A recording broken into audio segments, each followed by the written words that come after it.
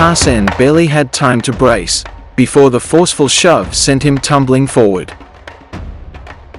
His bound form lurched into the thorns below, feet scrambling for balance that did not exist. The ropes at his waist and throat held him locked in a brutal arch, his chest thrust forward, his vision tilted helplessly toward the blinding sky.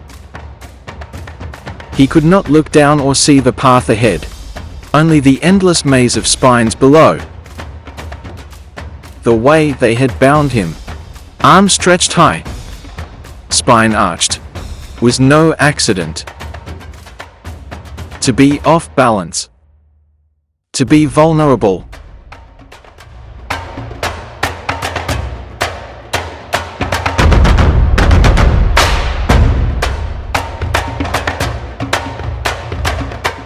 There was no space to fall, no ground to catch him. The thorned maze was packed so densely that his body never reached the earth. The slope and his weight forced his torso downward, wedging him between the columns of spikes. He was not simply caught, but squeezed, pressed into a narrowing corridor of pain. Every motion was a trap. He stumbled, his legs free but useless, unable to guide him. His bare skin met the waiting thorns head-on.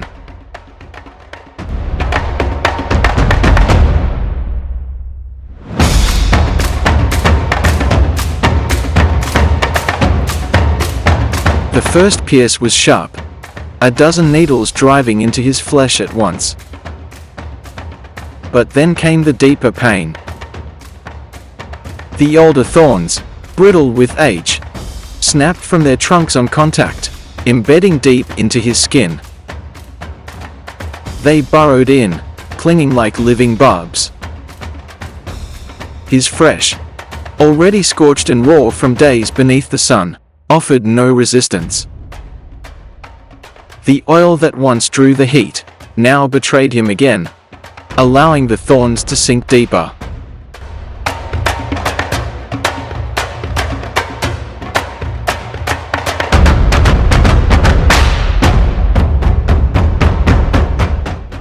With every jolt forward, more of the spines found him, piercing the ridges of his broad chest, raking across his powerful arms, latching deep into the sculpted meat of his thighs and calves.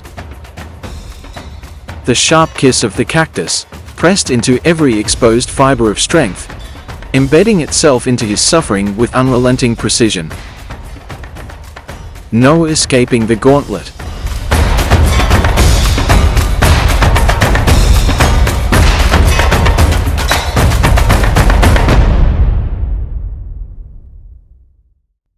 Not long into the descent, his skin had become a canvas of pain, painted in crimson and streaked with welts. Dozens of punctures were marked, where the thorns had bitten deep, long trails, where spines had scraped across muscles, and raw abrasions, where hardened ridges had flayed the surface. This was why they had bound him as they did. Even his face bore marks, where spines had kissed his brow and cheek.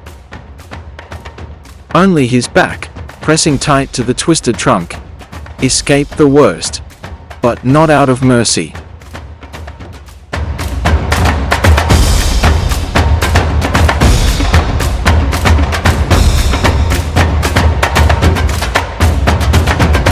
The thorns drank deeply.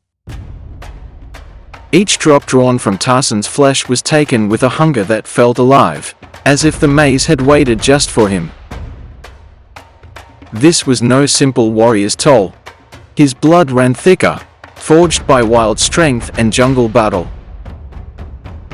The tribe believed their fallen warriors lived in these thorns, reborn to guard their people as a wall of eternal spirits.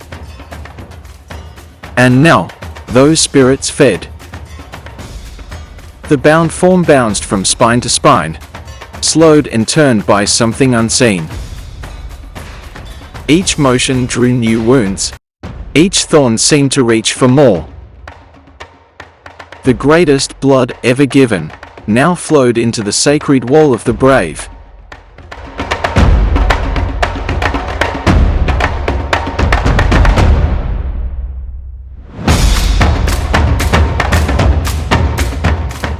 Hundreds of brittle spines were buried deep into his muscles and flesh, detached from their sacred trunks.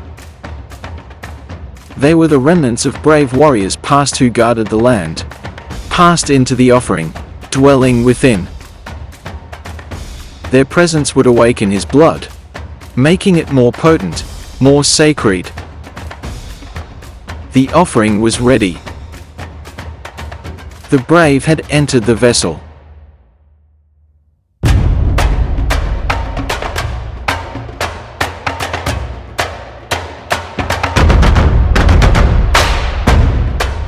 Suddenly, the ground was gone. His feet lifted from the earth, and before he could brace, gravity seized him. Tarsan plunged over the edge of a hidden drop, twisting through open air, the thorn maze ending in a sudden cliff. The green rose to meet him like a trap. He crashed into the treetops, branches clawing at him from all sides, scraping his wounded flesh as he spun helplessly through the canopy. Twigs snapped, bark tore across raw skin, and the world blurred in streaks of leaf and shadow. Then, with a jarring impact, he struck the forest floor, but even that did not end the fall.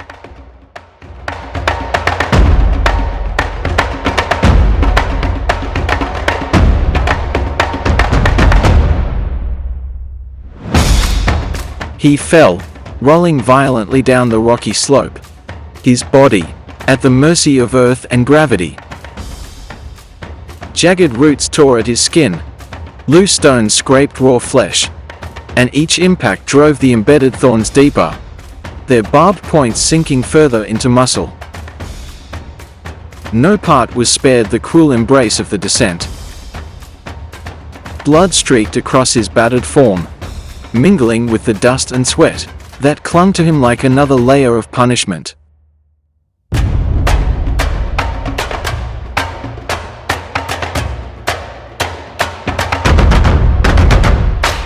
The downward tumble ended at a pair of wading feet. Zuns.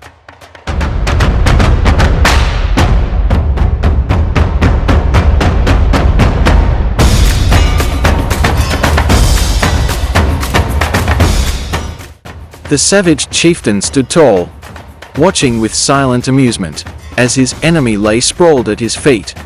His once pristine, untouchable form, now streaked with blood and littered with thorns. Muscles that had defied beasts and storms, now quivered in the dust. Zun exhaled slowly, a breath touched with satisfaction, his gaze turning to the tribal chief beside him. It seems your elder spirits have fed well.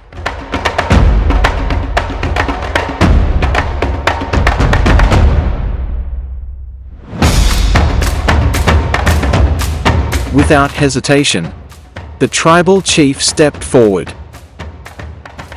He crouched beside the fallen jungle lord, then seized a fistful of damp, sweat-soaked hair, wrenching Tarsan's head upward, until his face was exposed to both Sun and himself. Welcome to the land of the brave, he said. Your blood has been offered to our guardians. They drank well. His grip tightened. But more will be taken. He continued, his tone hardening. More will be given. To our warriors, to our steel, to our spirit.